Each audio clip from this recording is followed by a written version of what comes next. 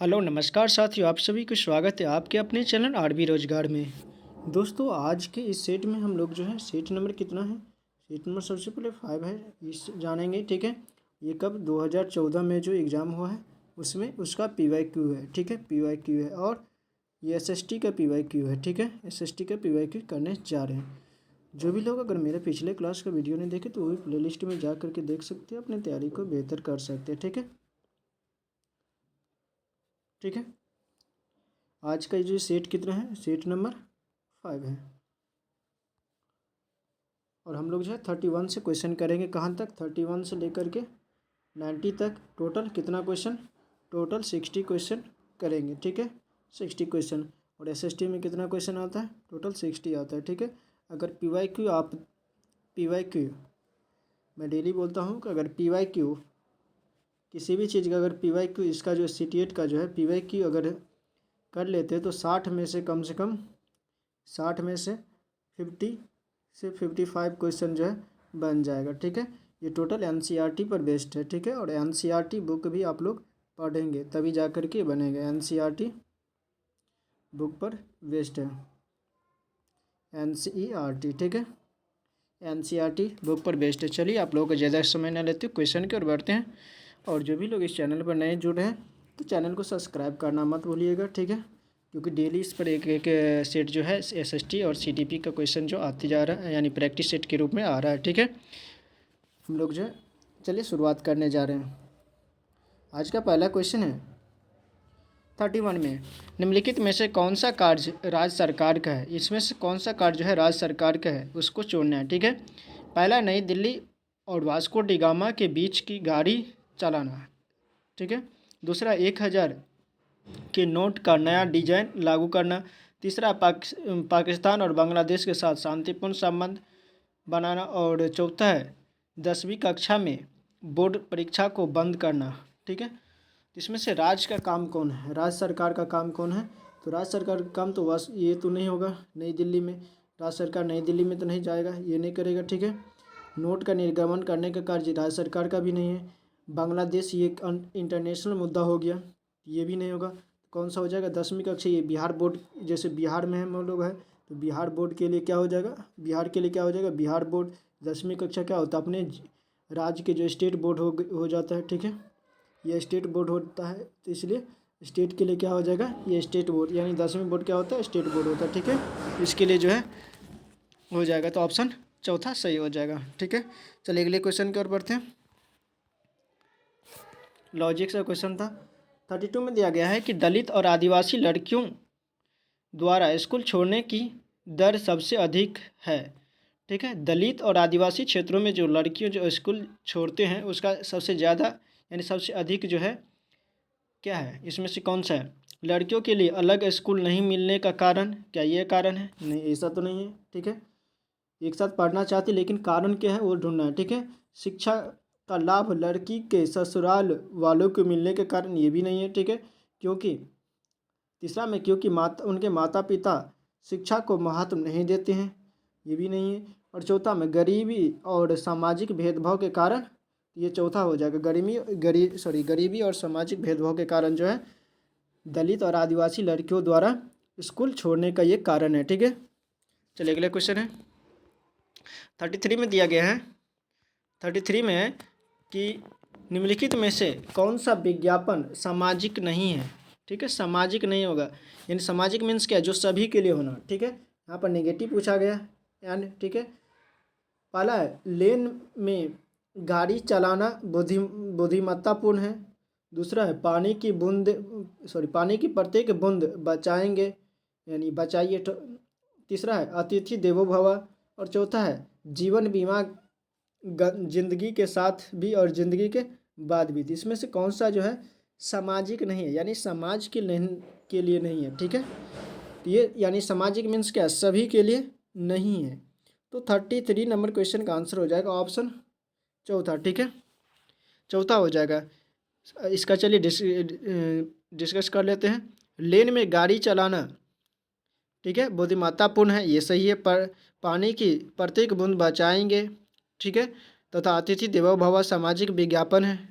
इस विज्ञापन से समाज को लाभ मिलता है, ये सबसे क्या होता है, समाज का लाभ मिलता है, ठीक है। लेकिन इससे समाज को लाभ नहीं मिलता है। जीवन बीमा जिंदगी के साथ भी और ज़िंदगी के बाद भी, ये किसको मिलता है, एलआईसी को लाभ मिलता है और पर्सनली लाभ मिलता है। एलआईसी को भी लाभ मिलता है, जो एलआईसी चलाता है, जीवन बीमा चलाते हैं, उनको लाभ मिलता है। और पर्सनल लाइफ में, यानी जो बीमा ओपन करवाता है उसको पर्सनल लाइफ में जो है पर्सनल पर्सन को यूज होता है, ठीक। पर्सनल लाइफ के लिए मतलब ये जो है फ़ायदे होता है, लाभ होता है, ठीक है। सभी को नहीं होगा, जो बीमा ओपन करवाएगा उसको लाभ होगा, ठीक है। ये सभी के लिए नहीं होगा, तो कौन सा हो जाएगा, ऑप्शन चौथा सही हो जाएगा। अगले क्वेश्चन की ओर बढ़ते हैं। 34 में दिया गया है कि ऐसे मुद्दे की पहचान कीजिए जिसके महत्वपूर्ण होने के बावजूद मीडिया ने शायद ही उस पर ध्यान दिया है। यानी महत्वपूर्ण होने के बाद भी उस पर, मतलब शायद ही उस पर जो है क्या किया है, ध्यान दिया है। पहला है लैंगिक संवेदनशीलता, ठीक है। दूसरा पीने का पानी, और तीसरा हत्याएं, और चौथा भवनों को गिरना, ठीक है। तो इसमें से कौन सा हो जाएगा, तो 34 नंबर क्वेश्चन का आंसर हो जाएगा, 34 नंबर क्वेश्चन का आंसर हो जाएगा पीने का पानी, ठीक है। कौन सा हो जाएगा, पीने का पानी। कौन सा हो जाएगा, पीने का पानी, ठीक है। ऑप्शन दूसरा सही हो जाएगा, ठीक है, दूसरा पीने का पानी। अगला क्वेश्चन है, यानी ये महत्व तो है लेकिन मीडिया ने शायद ही कभी ध्यान दिया होगा। अगला क्वेश्चन है 35 में दिया है कि न्यायपालिका के संदर्भ में निम्नलिखित प्रावधानों में से कौन सा यानी भिन्न है, ठीक है। भिन्न को पहचाने। पहला है न्यायाधीशों की नियुक्ति सरकारी हस्तक्षेप के बिना होती है, ठीक है। दूसरा है न्यायाधीशों का सेवा काल निश्चित होता है, ठीक है, ये तो निश्चित होता है। यानी इसमें से सबसे भिन्न यानी अलग को चुनना है, ठीक है। पहला है शक्तियों का पृथक्करण, और चौथा एक बार नियुक्ति के बाद न्यायाधीश को हटाना मुश्किल, यानी हटाना बहुत कठिन है। तो 35 नंबर क्वेश्चन का आंसर हो जाएगा, इसमें से कौन सा आंसर होगा, तो 35 नंबर क्वेश्चन का आंसर हो जाएगा ऑप्शन तीसरा शक्तियों का पृथक्करण, ठीक है। शक्तियों का पृथक्करण जो है ये गलत है, ठीक है। शक्तियों के पृथक्करण का प्रावधान ये भिन्न है, ठीक है। भारतीय संविधान के भाग 4 के नीति निर्देशक तत्व के अंतर्गत अनुच्छेद जो है 50 के तहत न्यायपालिका और कार्यपालिका को जो है अलग अलग किया है, ठीक है। न्यायपालिका 50 आर्टिकल 50 में क्या किया गया है, आर्टिकल 50 के अंतर्गत न्यायपालिका, ठीक है, और कार्यपालिका को जो है अलग किया है, कार्यपालिका को जो है अलग किया है, ठीक है। अगला क्वेश्चन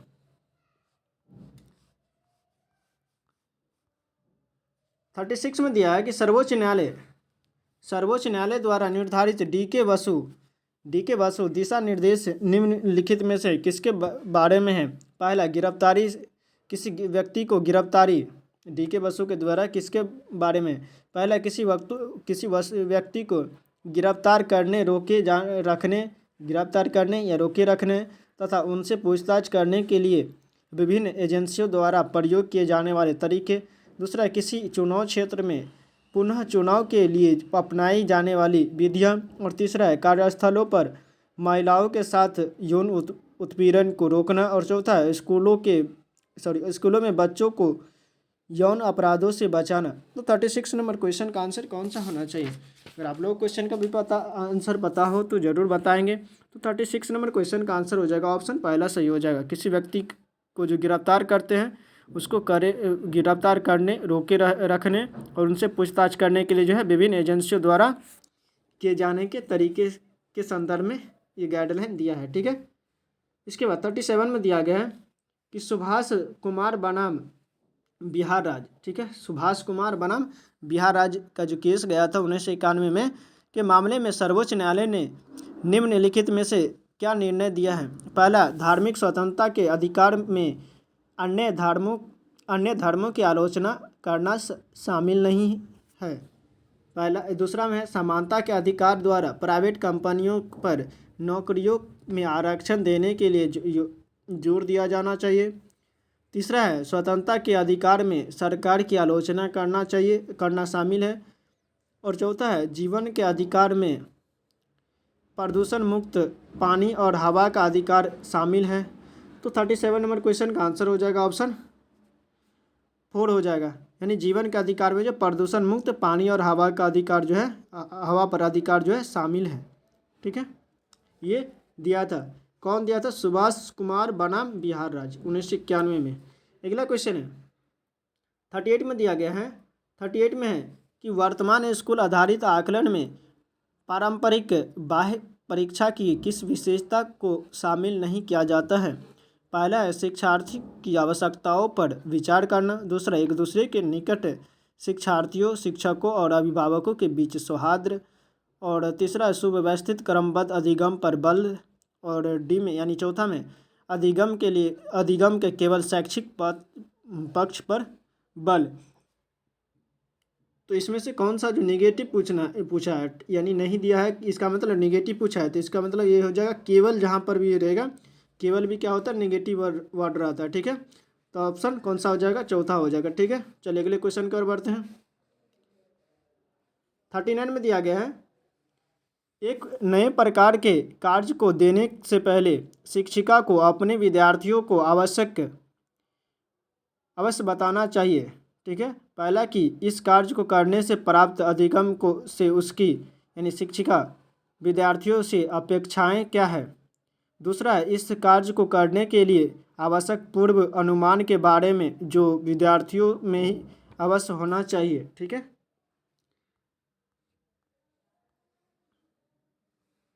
इसके बाद तीसरा में दिया गया है कि आगामी आकलन इस कार्य पर आधारित होगा या नहीं होगा। ठीक है, चौथा में दिया है कि अंतिम परिणाम में इस कार्य को दिए गए अधिकार के बारे में। ठीक है, तो 39 नंबर क्वेश्चन का आंसर हो जाएगा, इस क्वेश्चन का आंसर होगा कौन सा होगा? फर्स्ट हो जाएगा। ठीक है, कौन सा होना चाहिए? तो फर्स्ट होना चाहिए। ठीक है, चलिए 40 नंबर क्वेश्चन पर चलते हैं।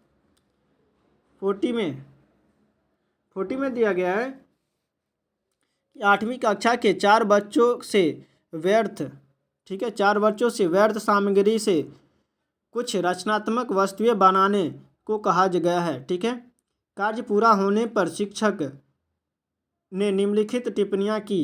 इस सूचना के आधार पर सबसे अधिक रचनात्मक बच्चों को चुनिए। ठीक है, सबसे ज़्यादा जो रचनात्मक क्रिटिकल थिंकिंग वाले बच्चों को चुनना है। ठीक है, पहला है थोड़े से मार्गदर्शन से बहुत अच्छी चीज़ें बना सकता है। ठीक है, दूसरा है कौशल से परिपूर्ण तथा व्यर्थ सामग्री को उत्पादक वस्तुओं में बदलने की दृष्टि रखता है। ठीक है, और तीसरा में अधिकांश समय कल्पना का प्रयोग करता है, महंगी सामग्री प्रयोग न करने के प्रति सचेत है।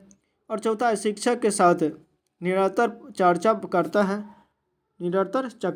करता है और हर कदम पर उसकी स्वीकृति लेता है। ठीक है, तो 4 तरह के बच्चे हैं, इसमें से कौन सा जो है क्रिटिकल थिंकिंग को जो है दर्शाता है। ठीक है, थोड़े से मार्गदर्शन से ही बहुत ही अच्छी चीज़ें बना सकता है। ठीक है, तो 40 नंबर क्वेश्चन का आंसर कौन सा होना चाहिए? तो ये हो जाएगा ऑप्शन दूसरा। ठीक है, कौशल से परिपूर्ण तथा व्यर्थ सामग्री यानी सामग्री को भी व्यर्थ नहीं करे, यानी व्यर्थ सामग्री को उत्पादक वस्तुओं में बदलने की दृष्टि रखता है। इसके बाद 41 में दिया गया है कि सामाजिक विज्ञान में परियोजना कार्य उपयोगी होते हैं। ठीक है, विषय आधारित कार्यों में। दूसरा है यदि उनमें संग्रहण और विश्लेषण नहीं करना हो। और तीसरा है यदि पाठ्य सामग्री के अंतर्गत संदर्भों पर आधारित हो।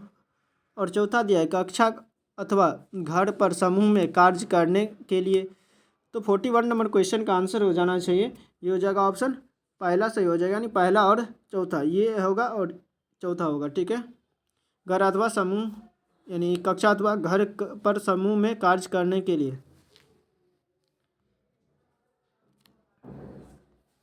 42 में दिया गया है सामाजिक विज्ञान में अध्यापकों के लिए क्षमता निर्माण कार्यक्रम अनिवार्य है, क्योंकि पहला अध्यापकों को व्यस्त रखने के लिए केमासी यानी केमासी बोर्ड ने स्कूलों को ऐसे कार्यक्रम करने को कहता है यानी कहा है। दूसरा है, उन्हें सामाजिक विज्ञान के विभिन्न घटकों की आवश्यकताओं यानी अवधारणाओं और शिक्षण पद्धति में स्पष्टता की ज़रूरत है। और तीसरा है, ये उनकी व्यावसायिक प्रगति से संबंधित है। और चौथा है, उनके वेतन में वृद्धि क्षमता निर्माण कार्यक्रम पर निर्भर करती है। तो 42 नंबर क्वेश्चन का आंसर हो जाएगा ऑप्शन दूसरा सही हो जाएगा। इसके बाद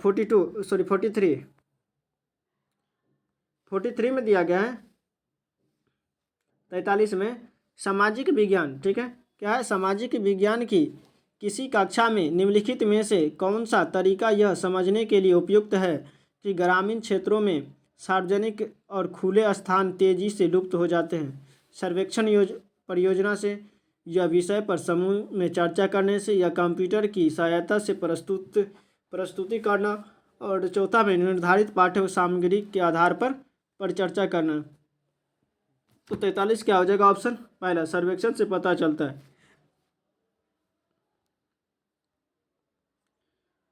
44 में दिया है कि राष्ट्रीय शिक्षा नीति यानी NPE 1986 ने निम्नलिखित में से किसके लिए एकीकृत कार्यक्रम विकसित करने का सुझाव दिया है। विकलांग बच्चों के नियमित स्कूल में पढ़ने के लिए। और दूसरा है, विकलांग बच्चों के विशेष स्कूलों में पढ़ने के लिए। और तीसरा है, लड़के और लड़कियों की शिक्षा के लिए। और चौथा है, मानसिक रूप से विकलांग की शिक्षा के लिए। तो 44 नंबर क्वेश्चन का आंसर हो जाएगा ऑप्शन पहला सही हो जाएगा, विकलांग बच्चों के नियमित स्कूलों में पढ़ने के लिए। 45 में दिया गया है कि 8वीं कक्षा की एक छात्रा किसी दिए गए विषय को लिखने में अक्षम होने के कारण परेशान है। उसकी अध्यापिका को उसे सलाह देती है कि वह दिए गए कार्य को ऐसे भागों में बांटकर करे जिनकी उसको अच्छी तरह समझ हो। इस तरीके के लिए निम्नलिखित में से कौन सा अधिक उपयुक्त है। पहला है कि विशेष संबंधित जानकारी देने वाले दो स्रोत खोजें और उनके बीच एक समानताएं ढूंढें। और दूसरा है, एक पत्र यानी पेपर तैयार करें और इसे किसी मित्र को सुनाकर निर्धारित करें कि किन भागों में सुधार करने की आवश्यकता है यानी ज़रूरत है। और तीसरा में शुरू में ही अच्छी तरह से आने वाले विषय को लिख ले और फिर उसमें सामग्री जोड़े कि वह विषय किस प्रकार से दिए हुए कार्य से संबंधित है। और चौथा में विषय से संबंधित पुस्तकों, लेखों तथा वेबसाइटों की एक निश्चित निर्देशिका तैयार करें। तो 45 नंबर क्वेश्चन का आंसर क्या होना चाहिए, इसमें से कौन सा होगा। तो 45 का हो जाएगा ऑप्शन पहला सही हो जाएगा, यानी स्रोतों को खोजे और खुद से जो समानता, दोनों के बीच समानता ढूंढे।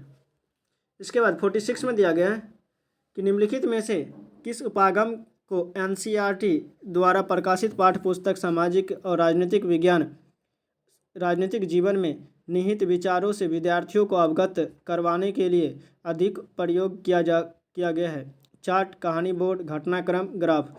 तो 46 का हो जाएगा ऑप्शन दूसरा सही हो जाएगा, क्या हो जाएगा, कहानी बोर्ड।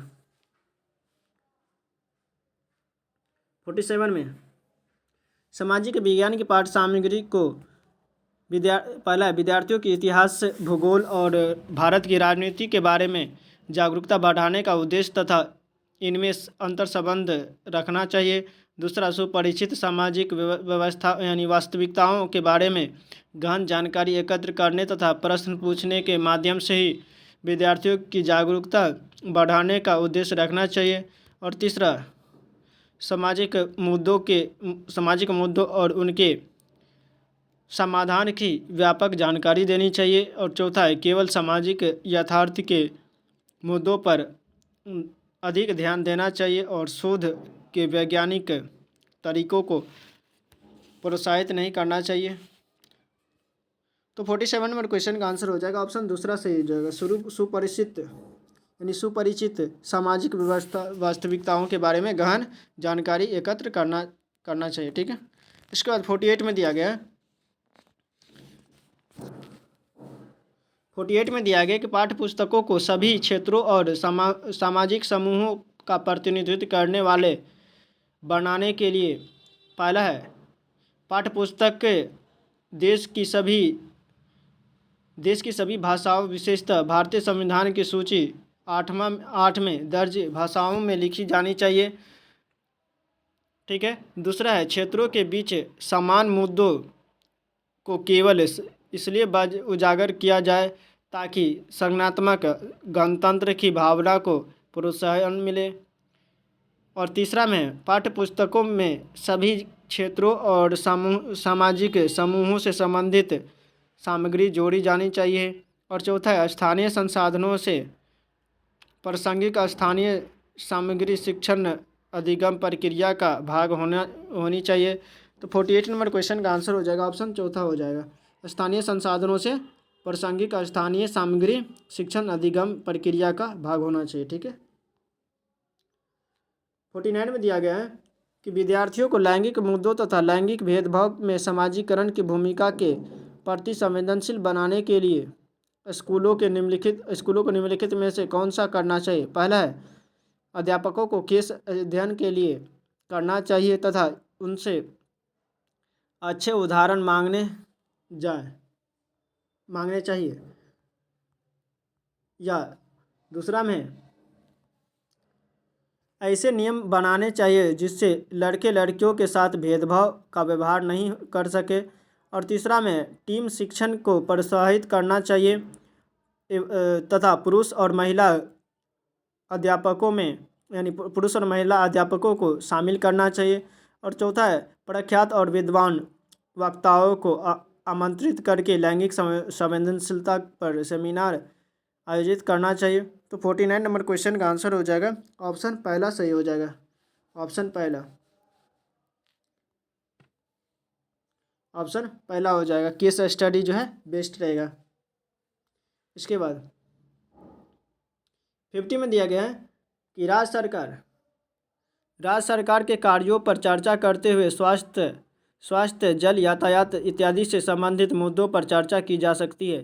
पहला शिक्षार्थी इन मुद्दों को समझाने तथा इन पर आलोचनात्मक विचार बनाने के लिए स्वतंत्र हो। दूसरा विद्यार्थियों के सभी के लिए बेहतर सुविधाएं पाने हेतु आंदोलन आयोजित करें। ठीक है। तीसरा है विद्यार्थियों को इन मुद्दों पर उनके राज्य द्वारा किए जाने वाले प्रयासों की जानकारी मिल सके। और चौथा है विद्यार्थियों को इन क्षेत्रों में सरकार की भूमिका को याद करवाया जा सके। तो 50 नंबर क्वेश्चन का आंसर हो जाएगा ऑप्शन पहला सही हो जाएगा। ठीक है। शिक्षार्थी इन मुद्दों को समझाने के लिए आलोचनात्मक विचार करने के लिए स्वतंत्र हो।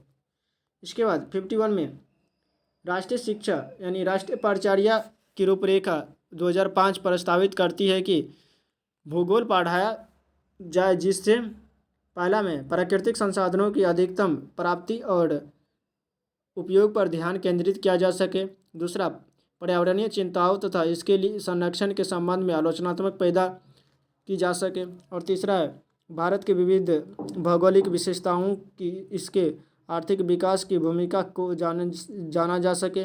और चौथा में विद्यार्थियों का प्राकृतिक आपदाओं के भारत के अर्थव्यवस्था पर नष्टकारी प्रभावों के बारे में मार्गदर्शन किया जा सके। तो 51 नंबर क्वेश्चन का आंसर हो जाएगा ऑप्शन दूसरा सही हो जाएगा। पर्यावरणीय चिंतन तथा इसके संरक्षण के संबंध में आलोचनात्मक समझ पैदा कर सके। ठीक है। ये होना चाहिए 51 का। 52 में दिया गया है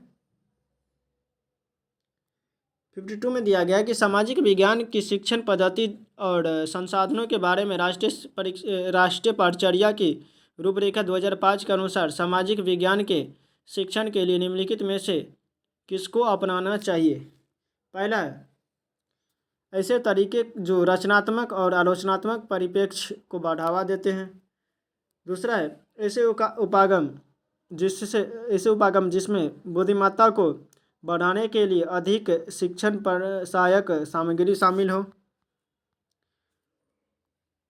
तीसरा में ऐसी रणनीति जो विद्यार्थियों को लंबे समय तक तथ्य याद रखने के में सहायता मिलती है यानी प्रदान करती है। चौथा मानसिक मानचित्र जो सूचना को तुरंत याद करने में क्षमता को बढ़ावा देते। तो 52 नंबर क्वेश्चन का आंसर हो जाएगा ऑप्शन पहला सही हो जाएगा। ऐसे तरीके जो रचनात्मक और आलोचनात्मक परिप्रेक्ष्य को बढ़ावा देते हैं,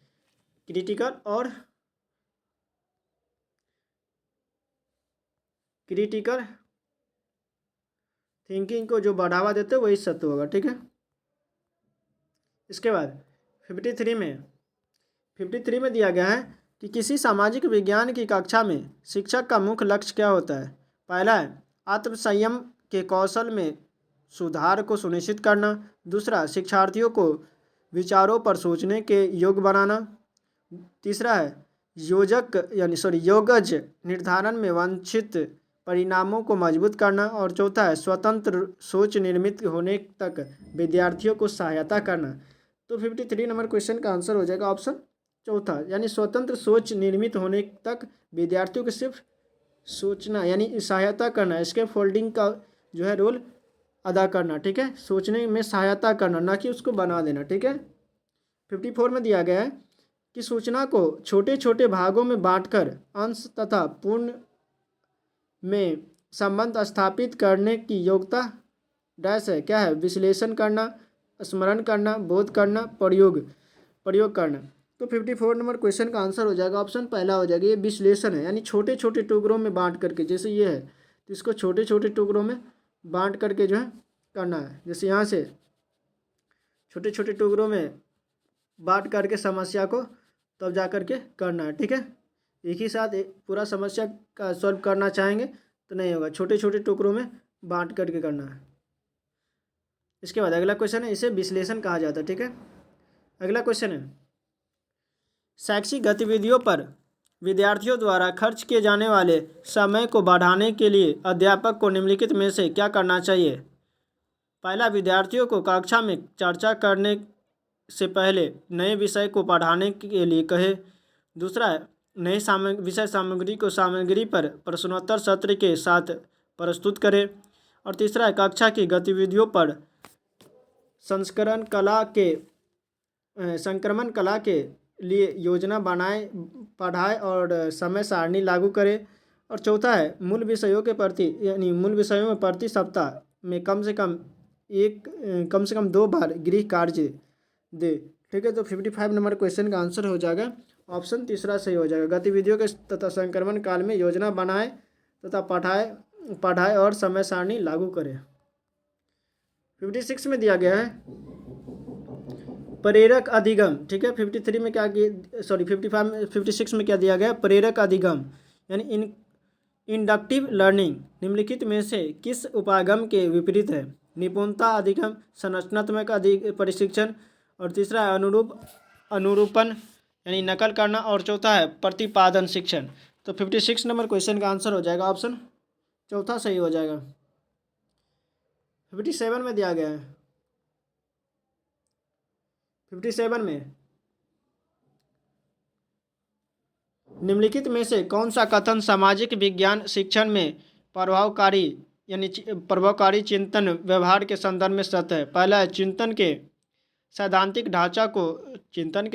ढांचे की ऐसी कड़ियों को निकाल देना चाहिए जो पूछताछ करने तथा समस्या समाधान को सीमित करती है। दूसरा, अध्यापक को विश्वास तथा प्रत्येक अधिगम स्थिति के प्रति नमनीय वातावरण का निर्माण करना चाहिए। और तीसरा है समवयस्क शिक्षण ध्यान से करना चाहिए क्योंकि इससे शिक्षण विद्यार्थियों की अपनी वैचारिक क्षमता प्रभावित होती है। और चौथा है चिंतन प्रक्रिया को ऐसे विद्यार्थियों के निवेश को नकार देना चाहिए जो कक्षा में अनुशासन के लिए शिक्षण पद्धति को चुनती है। तो 57 नंबर क्वेश्चन का आंसर हो जाएगा ऑप्शन दूसरा सही हो जाएगा। अध्यापक को विश्वास और प्रत्येक अधिगम स्थिति के प्रति नमनीय वातावरण का प्रयोग करना चाहिए। 58 में दिया गया है कि आंध्र क्षेत्र में वंदे मातरम आंदोलन को निम्नलिखित में से किस नाम से जाना जाता है? सविनय अवज्ञा आंदोलन, खिलाफत, असहयोग या विदेशी।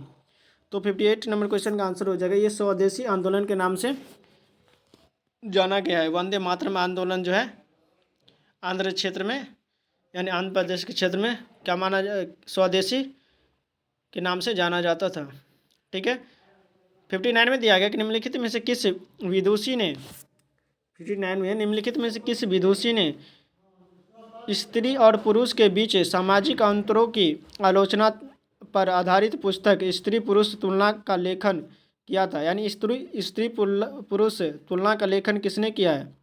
ताराबाई शिंदे, राज सुंदरी देवी, पंडिता रामाबाई और बेगम रुकैया। तो 59 नंबर क्वेश्चन का आंसर हो जाएगा ताराबाई शिंदे। किसने किया था? ताराबाई शिंदे स्त्री पुरुष नामक पुस्तक की यानी लेखन किया था। ठीक है। विदुषी नाम के जो थे उसने किया था स्त्री पुरुष के बीच सामाजिक अंतरों की आलोचना। तो ठीक है। 60 में दिया गया कि 19वीं सदी में ईसाई मिशनरियों ने भारत में क्रिश्चियन शिक्षा को क्यों लागू करना चाहते थे? पहला, जन सामान्य को शिक्षित करने के लिए। नहीं, ये नहीं होगा। ठीक है। दूसरा है भारतीयों को कंपनी सरकार के प्रति वफादार बनाने के लिए। तीसरा संप्रभुत्व वर्ग को शिक्षित करने के लिए। और चौथा है लोगों के नैतिक चरित्र को सुधारने के लिए। तो 60 नंबर क्वेश्चन का आंसर क्या हो जाएगा? इस क्वेश्चन का आंसर हो जाएगा ऑप्शन दूसरा, भारतीयों को कंपनी सरकार के प्रति क्या वफादार होने के लिए। अगर क्रिश्चियन धर्म या क्रिश्चियन शिक्षा को लागू करेंगे यानी पढ़ेंगे तो उससे क्या हो जाएगा? क्रिश्चियनियों की तरफ जो है ज़्यादा आकर्षित होंगे। ठीक है। उधर आकर्षित होने के कारण क्या होगा? यानी कंपनी के प्रति वफादार होंगे। ठीक है। इसके बाद 61 में दिया गया है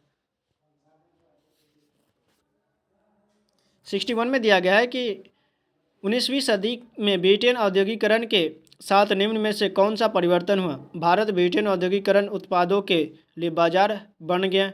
भारत जो है ब्रिटिश अपने औद्योगिक उत्पादों के लिए क्या भारत जो है एक बहुत बड़ा बाजार बन गया। दूसरा है भारत में अनेक उद्योग स्थापित किए गए। ये गलत है, ये नहीं। उसके बाद तीसरा है भारत ब्रिटिश उद्योगों को कच्चे माल की आपूर्ति का प्रमुख केंद्र बन गया। चौथा है भारत ने ब्रिटिश उद्योगों को सस्ते मजदूर उपलब्ध करना। तो 61 नंबर क्वेश्चन का आंसर हो जाएगा ऑप्शन पहला सही हो जाएगा। ठीक है। भारत जो क्या बन गया यानी ब्रिटिश उद्योगों का जो है औद्योगिक उत्पादों के लिए बड़ा बाजार बन गया था। ठीक है। यहीं से कच्चा माल ले जाया करते थे। इसके बाद 62 में दिया गया 62 में भू राजस्व के कौन से समझौते में राजाओं और तालुकदारों को जमींदारी के रूप में यानी जमींदारों के रूप में मान्यता दी? अस्थाई समझौता, पट्टादारी समझौता, रैयतवारी, महलवारी। तो 62 नंबर क्वेश्चन का आंसर हो जाएगा अस्थाई समझौता। कौन सा था? अस्थाई समझौता। ऑप्शन पहला सही हो जाएगा। ठीक है। इसके बाद बेगम हजरत महल ने अंग्रेजों के विरुद्ध विद्रोह भंग निम्नलिखित में से किस नगर से सक्रिय हुआ था? फैजाबाद, इलाहाबाद, कानपुर, लखनऊ। तो 63 नंबर क्वेश्चन का आंसर हो जाएगा ये लखनऊ से किया था। बेगम हजरत महल कहाँ से किया था? लखनऊ से किया था। ठीक है। कानपुर से कौन? नाना साहब। ठीक है। कानपुर से कौन किया था? तो नाना साहब ने किया था 1857 में। ठीक है। नेतृत्व 64 में दिया निम्नलिखित में से किस अधिनियम यानी एक्ट के अंतर्गत भारतीय प्रशासन को ईस्ट इंडिया कंपनी से ब्रिटिश क्राउन को हस्तांतरित किया गया? 1861 में, ये नहीं, 1868 में, 1833 में, 1858 के अधिनियम से। तो 1858 के अधिनियम से जो है ईस्ट इंडिया कंपनी से लेकर के ब्रिटिश क्राउन को सौंप दिया गया। ठीक है। यानी ब्रिटिश क्राउन ने जो ईस्ट इंडिया कंपनी से उसका शासन भारत के जो प्रशासन का व्यवस्था ले लिया और अपना वो चलाने लगे। ठीक है। 64 नंबर क्वेश्चन का आंसर हो जाएगा ऑप्शन चौथा। 65 में दिया गया है कि मध्यकालीन असम में पाइक निम्नलिखित में से क्या थे? पाइक क्या थे? पानी लाने वाले। दूसरा, अनिवार्य सेना के सदस्य। तीसरा, बालात मजदूर। और चौथा, बागान में काम करने वाले मजदूर को पाइक कहा जाता था। तो 65 का कौन सा आंसर हो जाएगा? तो ये हो जाएगा बालात मजदूर। ठीक है, बालात मजदूर को कहा जाता था। इन्हें बलपूर्वक काम करने के लिए विवश किया जाता था। पाइक उसे कहा जाता था जिसे बलपूर्वक यानी ज़बरदस्ती जो है काम करवाना चाहता था। ठीक है, यानी बालात मजदूर। इसके बाद 66 में मणिग्राम और नानदेशी निम्नलिखित में से क्या थे? पहला, चोल शासन की प्रशासनिक इकाइयाँ। दूसरा, ब्राह्मणों को ब्रह्मदेव के रूप में दिए जाने वाले प्रसिद्ध गांव। और तीसरा है चोल काल के प्रसिद्ध शहर। और चौथा है दक्षिण भारत के प्रसिद्ध व्यापार संघ। ठीक है, इसके बाद तो इस क्वेश्चन का आंसर क्या हो जाएगा? 66 का हो जाएगा ऑप्शन चौथा। क्या हो जाएगा? ऑप्शन चौथा, भारत के प्रसिद्ध व्यापार संघ। मणिग्राम और नानदेशी जो क्या थे? भारत के प्रसिद्ध व्यापार संघ। इसके बाद 67 में दिया गया है 66 में नीचे दिए गए इसमें से जो है मिलान करना। ठीक है, पालतू पशुओं के अनाज और पालतू पशुओं के प्रमाण साक्ष्य कहाँ से मिले, कहाँ से मिले, उसके बारे में बताया गया। ठीक है, तो चिरांद जो है, चिरांद से क्या मिला है? ठीक है, या चिरांद कहाँ है ये देखना है। ठीक है, मिलान करना है 67 का जो है मिलान करना है। ठीक है, तो चिरांद कहाँ है? चिरांद आपके जो है ये कहाँ है? बिहार में है। ठीक है, ये बिहार में। कोल्डी हवा कहाँ है? कोल्डी हवा जो कहाँ पर है? कोल्डी हवा या कहाँ है? ये उत्तर प्रदेश में है। तो क्या हो जाएगा? एक का क्या हो जाएगा? पहला का चौथा। और बी का क्या हो जाएगा? दूसरा। चौथा दूसरा कहाँ है? इसमें है, तो ऑप्शन तीसरा सही हो जाएगा। ठीक है, उसके बाद बुर्जहम कहाँ था? कश्मीर में। ठीक है, और हालूर क्या था? हालूर आंध्र प्रदेश में। ठीक है, तो ऑप्शन सी सही हो जाएगा। अगला क्वेश्चन, ऋग्वेद में गंगा और यमुना नदी का कितने बार उल्लेख किया गया यानी नाम लिया गया? 12, 1 या 10,000 यानी लगभग 1,000 या 100 बार? तो 68 नंबर क्वेश्चन का आंसर हो जाएगा ऑप्शन दूसरा सही हो जाएगा। ठीक है, एक बार किया गया, गंगा और यमुना नदी का एक बार उल्लेख किया गया। ठीक है, इसके बाद 69 में निम्नलिखित में से कौन सी विशेषता बौद्ध और जैन दोनों धर्मों में है? पहला, मुक्ति पाने के लिए मनुष्य को अपने वस्त्रों सहित सब कुछ त्यागना चाहिए। ये जैन में था लेकिन बौद्ध में नहीं था, इसलिए ये गलत हो जाएगा। दोनों में जो सेम विशेषता होगा। ठीक है, दूसरा है, अधिक पाने की निरंतर इच्छा को मध्य मार्ग अपनाकर समाप्त किया जाता है। इसको वेट करते हैं। ठीक है, तीसरा में केवल वही सच्चा ज्ञान प्राप्त कर सकते हैं जो घर त्याग करते हैं। ठीक है, उसके बाद चौथा में इन दोनों धर्मों की मुख्य व्यापारियों का समर्थन प्राप्त था। तो 69 नंबर क्वेश्चन का आंसर क्या हो जाएगा? तो इस क्वेश्चन का आंसर हो जाएगा ऑप्शन तीसरा जो है सही है। केवल वही सच्चा ज्ञान प्राप्त कर सकता है जो घर त्याग सकता है। ठीक है, ये बताया ऑप्शन तीसरा। इसके बाद 70 में दिया गया कि निम्नलिखित में से किसने कहा था कि उच्च जातियों का उनकी भूमि पर कोई अधिकार नहीं है क्योंकि राजस्व में भूमि का संबंध देशज लोगों से है अर्थात तथाकथित निम्न जातियों से है। ठीक है, घासीदास कहा था या ज्योतिबा फूले या श्री नारायण गुरु या हरिदास ठाकुर? तो 71 नंबर क्वेश्चन का आंसर का ये हो जाएगा ज्योतिबा फूले ने कहा था कि उच्च वर्गों यानी उच्च जातियों का उनकी भूमि पर कोई अधिकार नहीं है। जो उस भूमि पर अनाज उगाते हैं यानी निम्न जाति के लोग, उनका अधिकार है। ठीक है, यानी देशज मीन्स क्या? जो उस जाति के यानी उस भूमि पर जो खेती करते हैं उसका अधिकार है। ठीक है, किसने कहा था? ज्योतिबा फूले ने। और इसने क्या किया? व्यक्तिगत सत्याग्रह भी चलाया। व्यक्तिगत सत्याग्रह भी इनके द्वारा चलाया गया है। ठीक है, सत्याग्रह। अगला क्वेश्चन, 71 में दिया गया कि शाहजहां द्वारा दीवाने आम बनवाने के संदर्भ में निम्नलिखित में से कौन सा कथन उपयुक्त है? प्रजा में संतोष बेहतर शासन में सहायता करता है। दूसरा, अपराध की दर को नियंत्रित करना आवश्यक है। तो 71 नंबर क्वेश्चन का आंसर क्या हो जाना चाहिए, देखते हैं। इसके बाद और आगे क्या है? ताजमहल का सफ़ेद संगमरमर शांति का प्रतीक है। और चौथा है, राज्य का नया छोटे बड़े को एक समान मानता है। तो 71 नंबर क्वेश्चन का आंसर हो जाएगा ऑप्शन चौथा। 72 में तमिलनाडु के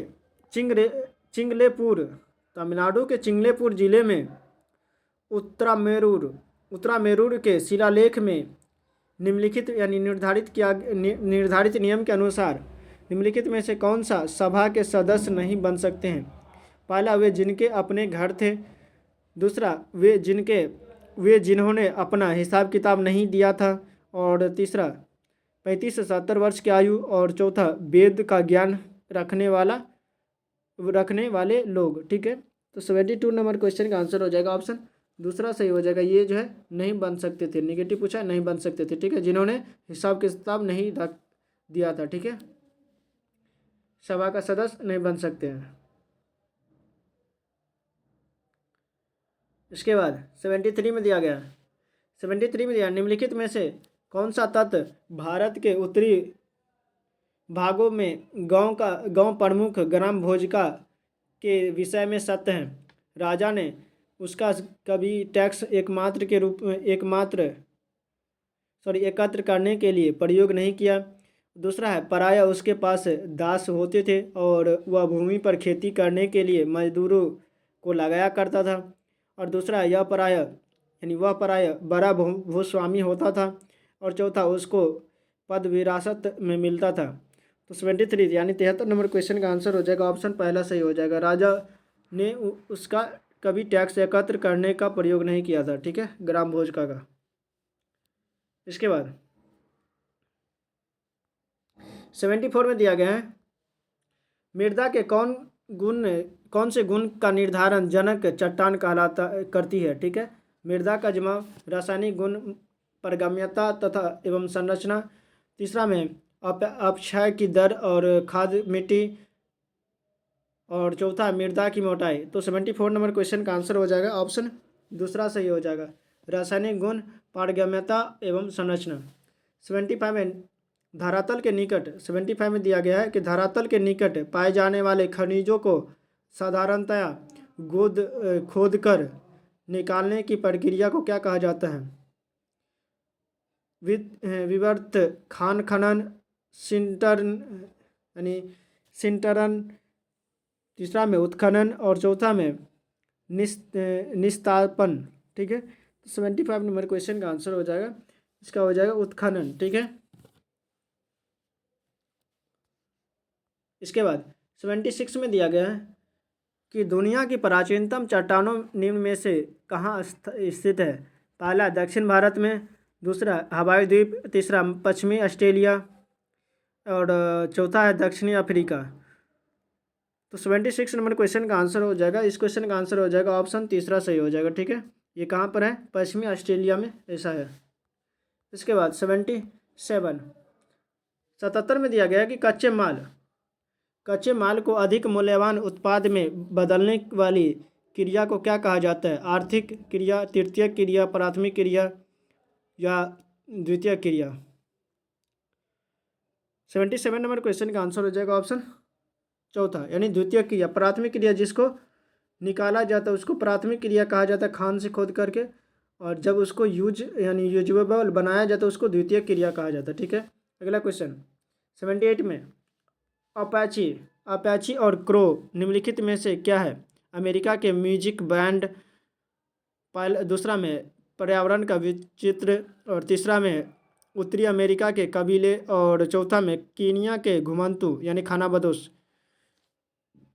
तो 78 नंबर क्वेश्चन का आंसर हो जाएगा ऑप्शन तीसरा, उत्तरी अमेरिका के कबीले अपाची और क्रो। ठीक है, 79 में दिया गया निम्नलिखित में से कौन सा सनराइज उद्योग का एक उदाहरण है? कागज उद्योग, पटसन उद्योग, सूचना प्रौद्योगिकी और चौथा है जो खाद्य तेल उद्योग, तो सनराइज उद्योग का जो कौन सा एक उदाहरण है।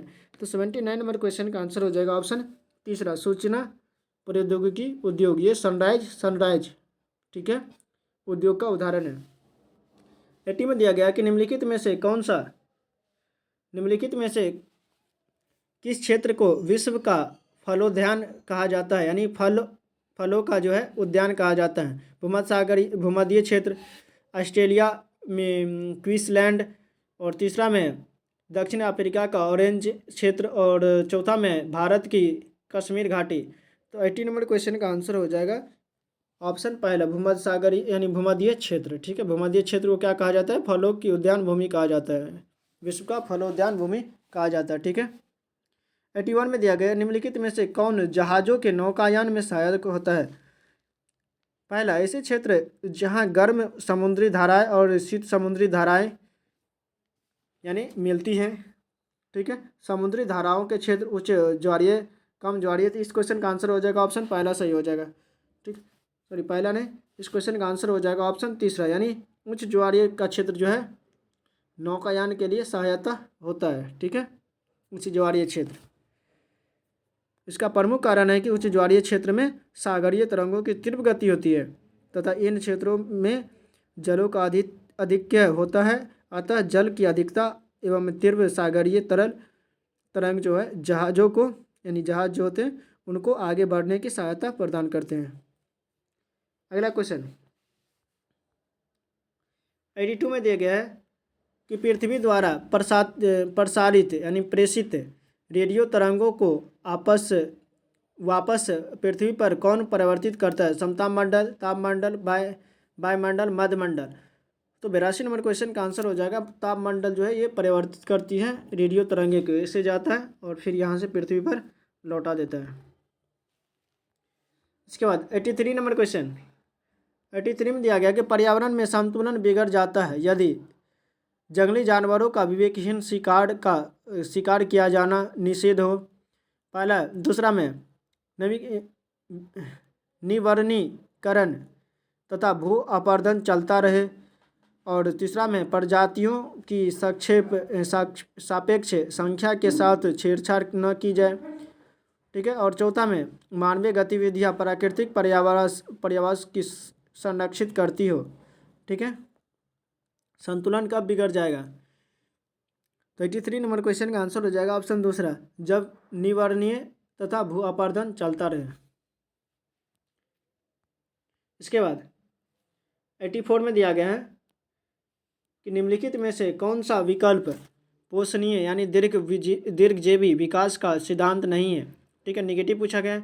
पहला में पर्यावरण के प्रति व्यक्तिगत रवैये और व्यवहार में परिवर्तन, दूसरा है मानव जीवन की गुणवत्ता में बढ़ोतरी, तीसरा है प्राकृतिक संसाधनों का अधिकतम प्रयोग, और चौथा है जीवन के प्रत्येक प्रकार का सम्मान और उसकी देखभाल।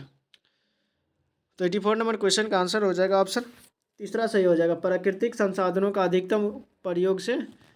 ये निगेटिव है, ये निगेटिव है और ये भी निगेटिव है। ठीक है, नहीं वाला निगेटिव। ठीक है, 85 में दिया गया है 85 में है कि दो शहर एन तथा एम ग्रीनविच के क्रमशः 15 डिग्री पूर्व और 15 डिग्री पश्चिम स्थित है। ठीक है, ये मान लेते ग्रीनविच है, इसके 15 डिग्री इधर पूर्व में है। ठीक है, 15 डिग्री सॉरी ये पश्चिम है, पश्चिम, और ये 15 डिग्री पूर्व में है। ठीक है, 15 डिग्री पूर्व में है। ठीक है, तो कह रहे इन दो शहरों के समय में कितना अंतर होगा। ठीक है, इन दो शहरों के समय में कितना अंतर होगा। तब इसमें से दोनों में अंतर कितना है, दोनों में कितना डिग्री का अंतर है, तो दोनों कितना हो जाएगा ऐड करने के बाद 15 15 ये हो जाएगा 30 डिग्री। ठीक है, 30 डिग्री, 1 डिग्री 4 मिनट, तो 30 चौका 120 हो गया। ठीक है, 120 मतलब 120 मिनट मतलब 2 घंटा। कितने घंटा का अंतर हो जाएगा, 2 घंटे का अंतर हो जाएगा। 120 मतलब 2 घंटा। ठीक है, तो 85 का क्या हो जाएगा ऑप्शन जो है 2 घंटा किस में है, ऑप्शन दूसरा में है। ठीक है, तो ये 2 घंटे का अंतर हो जाएगा। ठीक है, जितना डिग्री होगा उसमें क्या करेंगे, जितना डिग्री होगा उसमें क्या करना है, जो 4 से गुना कर देंगे। इसको यहाँ से यहाँ तक आने में 15 डिग्री दूर है और ये भी 15 डिग्री दूर है। तो टोटल कितना, यहाँ से यहाँ तक का दूरी कितना हो जाएगा, 15 15 30 हो जाएगा। ठीक है, अगला क्वेश्चन 86 में दिया गया है कि न्यूनतम वेतन अधिनियम नियोगकर्ताओं को कर्मचारियों का न्यूनतम वेतन निश्चित करने की छूट देता है। दूसरा, संगठित क्षेत्र के केवल सरकारी कर्मचारियों के लिए है। तीसरा है निश्चित करता है कि मजदूरों को न्यूनतम वेतन मिलना चाहिए। और चौथा है निर्धारित करता है कि वेतन एक निश्चित न्यूनतम से कम नहीं होना चाहिए। तो 86 नंबर क्वेश्चन का आंसर हो जाएगा ऑप्शन चौथा सही हो जाएगा, निर्धारित करता है कि न्यूनतम वेतन से कम नहीं मिलना चाहिए। 87 में दिया गया है कि संविधान के किस अनुच्छेद के अंतर्गत अस्पृश्यता के कारण किसी भी अयोग्यता को लागू करने का के अनुसार दंडनीय अपराध है। तो ये हो जाएगा अनुच्छेद 17 में क्या दिया गया है, अस्पृश्यता का अंत। ठीक है,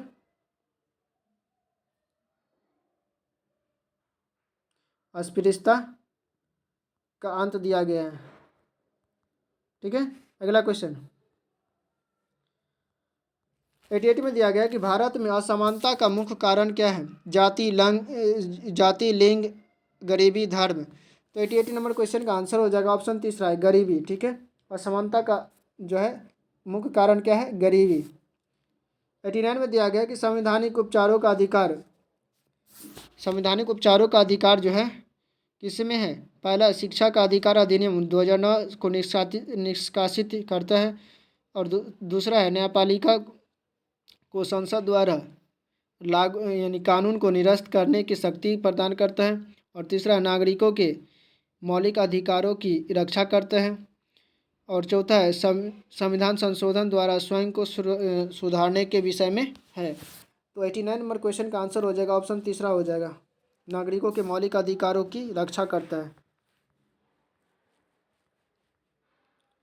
90 में दिया गया है, अंतिम क्वेश्चन है कि हिंदू उत्तराधिकार संशोधन अधिनियम 2005 के अनुसार निम्नलिखित में से कौन सा शर्त है। पहला, पुत्रियों और उनकी माताओं का पारिवारिक संपत्ति में बराबर हिस्सा। और दूसरा है, आर्य समाज के अनुयायियों पर यह अधिनियम लागू नहीं होता है।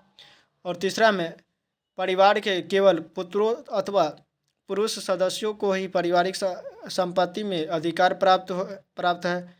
चौथा में, केवल पत्नी को अपने दिवंगत पति की संपत्ति उत्तराधिकार है। तो 90 नंबर क्वेश्चन का आंसर हो जाएगा ऑप्शन पहला सही हो जाएगा। ठीक है, पुत्रियों और उनकी माताओं में यानी संपत्ति जो है पुत्री में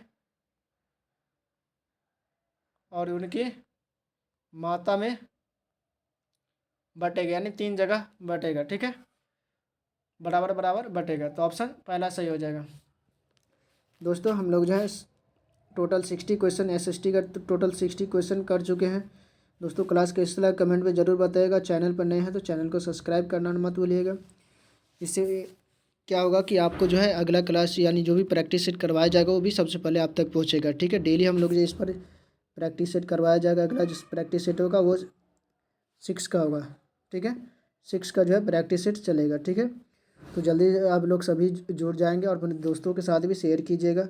प्रीवियस ईयर लगा लेते तो आपको जो है 50 से लेकर के 55 क्वेश्चन तक बन जाएगा। ठीक है, बन जाएगा क्योंकि प्रीवियस ईयर को ही रिपीट किया जाता है। चलिए ठीक है दोस्तों, चलिए क्लास को यहीं पर एंड करते हैं। वीडियो को पूरा वॉच करने के लिए थैंक यू। जय हिंद, जय भारत।